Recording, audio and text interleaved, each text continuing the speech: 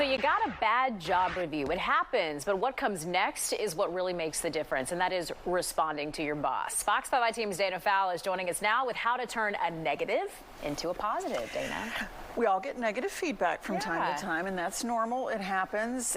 I get it from you all occasionally, and I answer you. And when a boss does that to you, you should do the same thing. You should answer them.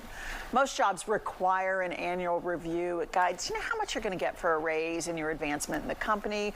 Whether you work for the government, a boutique business, or even a big firm, responding means you are taking that review seriously, and it tells your boss, hey, I want to improve.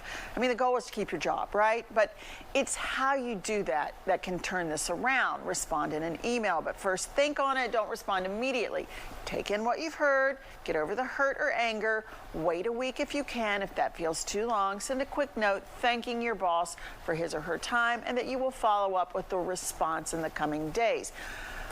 When you respond, you got to make sure it's positive. Again, thank them for the feedback, acknowledge your shortcomings, then offer solutions, how you will improve in the coming year. Indeed, the career website says make sure that email's professional, and by professional we mean opening with like, "Dear Miss Brown," and closing out with "sincerely." The email should be brief, but your response should be in an email that can be kept as a receipt for you and for your boss. I'm going to say it again, keep it positive. Okay, so what can you do in the review to offset the negatives?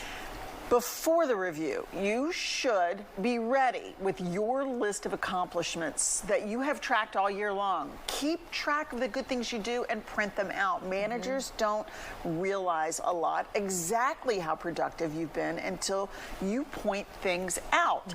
Have follow-up meetings throughout the year to highlight your progress in areas where you've been asked to improve.